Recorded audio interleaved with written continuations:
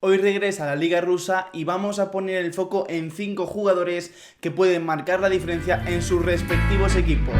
Поехали.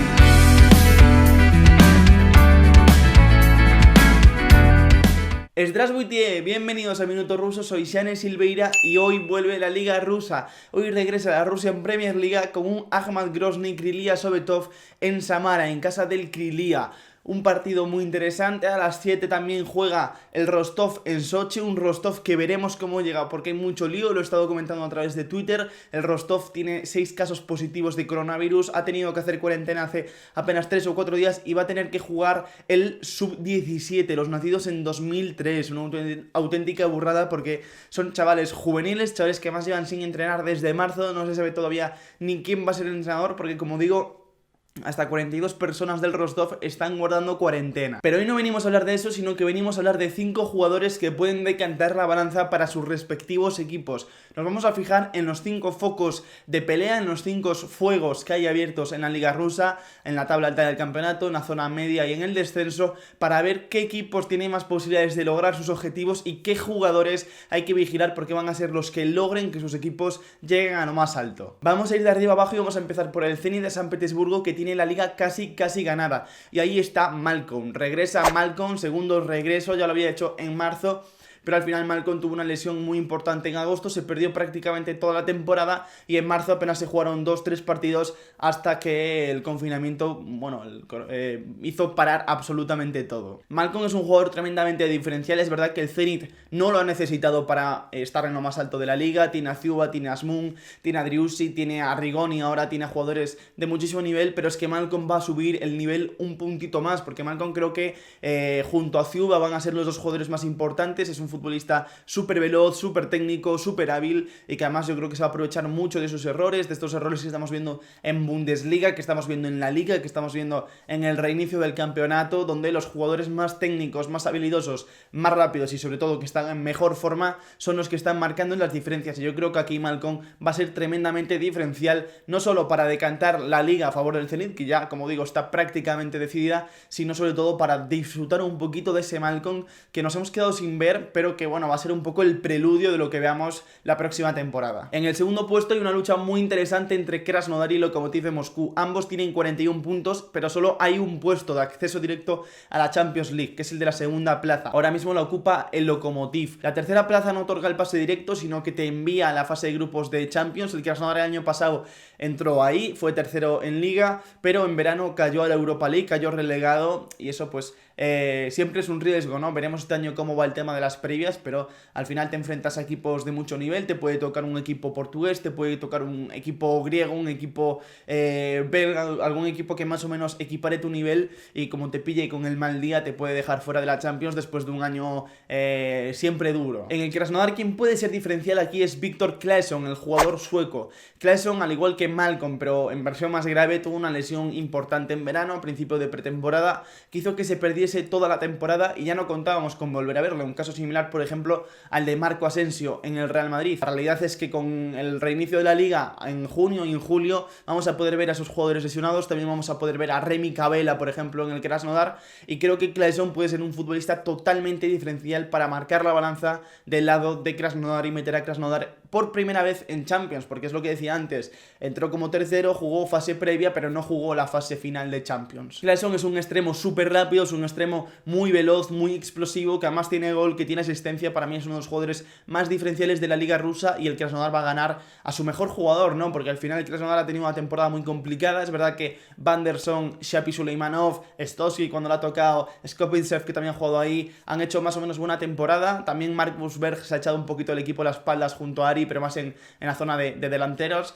pero realmente recuperar a Claesson va a ser sumamente importante para el equipo de Murat Musayev, y ya podemos decir que oficialmente es el equipo de Murat Musayev porque se ha sacado el UEFA Pro A. Recordemos que Musayev lleva 2 o 3 años entrenando sin el UEFA Pro A, de hecho fue sancionado por la competición europea, por Europa League, por dirigir al equipo como segundo entrenador, digamos que hacía la trampita de poner a otro entrenador. Este año estaba siendo Matveyev el que ponía su título, el que ponía su cabeza para ser el head coach, ¿no? Digamos, para ser el primer entrenador, pero en realidad desde las sombras, desde el papel de segundo entrenador, era el bueno de Musayev, quien dirigía el Krasnodar, pero ahora ya con la licencia UEFA Pro A va a poder definitivamente decir que es el entrenador sin ningún tipo de tapujo. Nos vamos a la zona media porque hay una pelea muy interesante por ver quién se hace con la sexta plaza. A priori la sexta plaza no da lugar a Europa League, pero si el Zenit gana la Copa sí podría haber sitio en Europa League. Por lo tanto, los equipos involucrados, que son Dinamo de Moscú con 30 puntos y Arsenal Tula con 28, también hay más equipos, anda Spartak, anda Ufa, anda incluso el Ural por ahí, pero los vamos a descartar, vamos a fijarnos solamente en estos. Están en una pelea muy interesante y es cierto que a priori, pues bueno, si Zenit cae en semifinales ante Spartak, adiós a esa opción, porque Spartak, si gana la Liga o si lo hace, la Copa, perdón, o si lo hace alguno de los otros dos rivales que juegan en segunda división, no habría sitio, pero bueno, yo creo que hay que fijarse mucho en eso, porque Zenit es el gran favorito para llevarse la Copa, además siendo a partido único, van a jugar en Gazprom ante el Spartak, pues tiene muchas papeletas, entonces hay que estar muy pendientes de qué pasa con esta posición. En esa pelea donde están Dinamo y donde está Arsenal Tula, vamos a empezar primero un poquito con Dinamo. Dinamo es sexto, tiene 30 puntos, tiene 2 puntos más, tiene un poquito de ventaja, además de tener mejores jugadores. Y ahí yo, donde creo que debemos fijarnos un poco, aunque hay jugadores muy interesantes como Max Philipp, yo creo que me voy a fijar un poquito en Komlichenko, en Nikolai, el delantero de Dinamo, que solo lleva 3 partidos en Liga, llegó en enero y marcó un gol, pero ha sido bastante diferencial, ha marcado bastantes pautas interesantes en el juego de Dinamo. Dinamo era un equipo al que le faltaba una referencia que fijase de centrales, que tuviese buen juego de espaldas, que rematase las ocasiones de gol que generaban los jugadores de Dinamo. Recordemos que en la primera parte de la temporada se probaron a distintos jugadores como Ndié, que no es un delantero puro, se probó a Slaich Boom, que tampoco es un delantero puro, sino más bien un segundo punto en extremo, se probó a Sheidaev, que no terminó de dar ningún tipo de buen rendimiento, y con Komlichenko parecía que la cosa empezaba a funcionar, sobre todo a la hora de asociarse con Maxim Philipp, con el mediapunta alemán. Veremos cómo llega Philipp, porque los extranjeros han tenido una cuarentena un poquito distinta, han llegado más tarde, han tenido que hacer luego una cuarentena de nuevo en Moscú o en sus respectivas ciudades al llegar del extranjero. Entonces vamos a ver un poquito cómo llegan, porque además Dinamo tiene muchos extranjeros,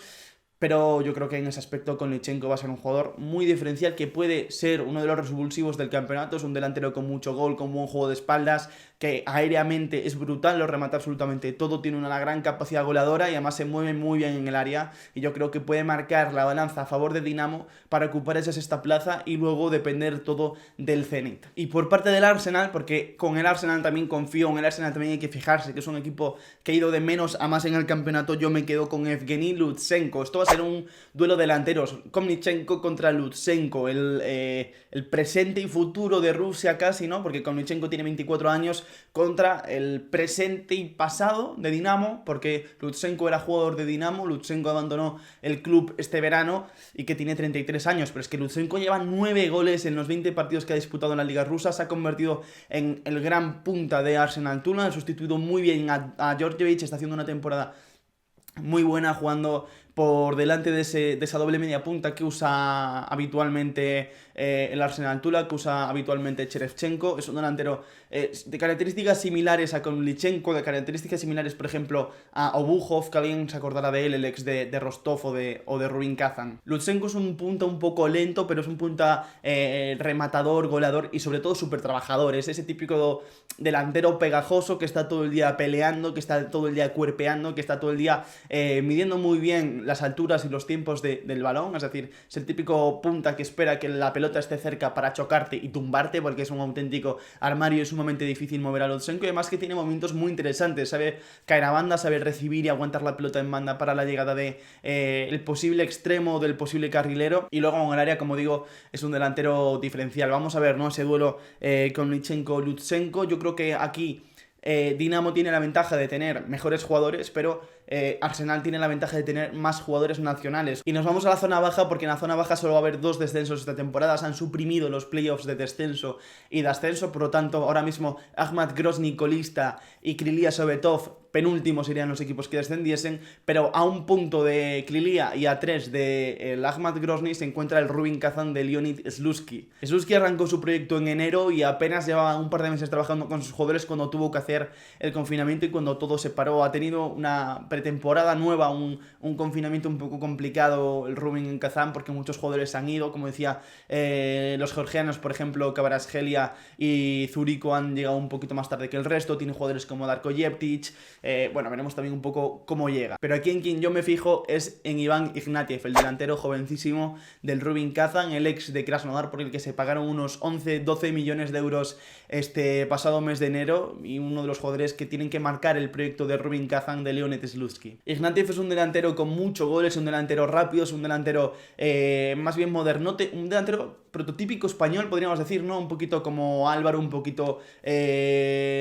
típico delantero que te puede jugar también en banda, porque no es un armario empotrado como eran Lutsenko con Lichenko, ¿no? Sino más bien un delantero que brilla con espacios, que ataca muy bien el primer palo, que tiene buen remate de primera y que luego pues puede fallar un poquito más en el juego aéreo. Pero yo creo que aquí Ignatiev puede marcar muchas diferencias y creo que el Rubin Kazán, si físicamente está bien, puede ser de los equipos que más beneficiados se salga de este parón, porque hemos visto los equipos con muchas imprecisiones, equipos descolocados, equipos que cometen errores propios de la pretemporada, y ahí el talento individual de Ignatiev, el talento individual de Kvaratskhelia, de Darko Jeptic, de Bakayev, de Zuev, de todos los jugadores talentosísimos que tiene el Rubin Kazán puede ser diferencial. Y lo que decía, Ignatiev es un delantero que ataca muy bien los espacios, y yo creo que en este reinicio de la temporada, como digo, que hemos visto en España, como hemos visto en Bundesliga, hay muchos espacios para aprovechar, hay muchos espacios donde desmarcarse, y yo creo que aquí Ignatiev puede marcar una puntita que, por ejemplo, los delanteros de Akhmat Grozny y de Krylia no tienen. Y hasta aquí el vídeo de hoy. Me gustaría recordaros